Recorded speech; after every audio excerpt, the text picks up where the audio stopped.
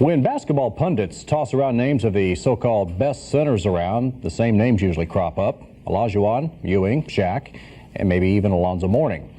Oh yeah, and there's that guy in San Antonio. What's his name?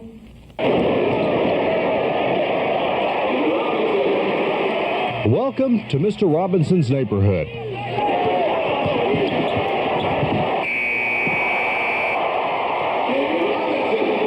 A place this year that hopes to take home an NBA championship. Now that the Spurs have taken off the kid gloves, i.e. Dennis Rodman, David is free to do what he does better than almost anyone: put the ball in the basket. If we can continue to do that night in and night out, I think these other guys can begin to pick up and say, hey, these guys know what their job is. They do it extremely well, and that's something that, we can follow along. And when we get that kind of consistency from 12 guys, we'll be pretty good. Not since George Gervin has a Spur led the league in scoring. Robinson is tied with O'Neal, and in the process is driving opponents crazy. We didn't get it done defensively, and they did. The Spurs, you're giving them a lot of credit because they definitely got mentally tough defensively, and we didn't. David Robinson was uncanny that night. He was tough, very tough. So he single-handedly just kicked our butts.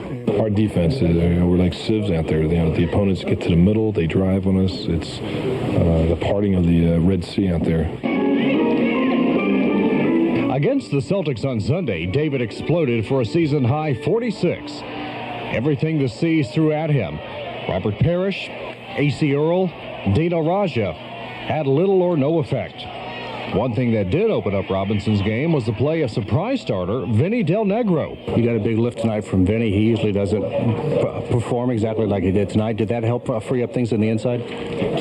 Yeah, no question. I think with Vinny, Vinny is just the type of player. I think you have to have him on the floor and get him a feel for the game because he's so effective when, not many people can guard him, not many guards, especially because he's a big guard. He can shoot over people.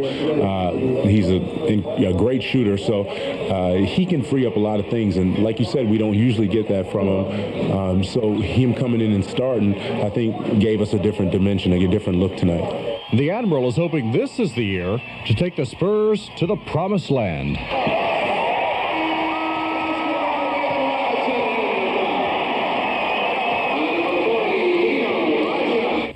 A class act and a good ball player as well. That's our time. David Letterman's next. We'll see you back here tomorrow. Good night.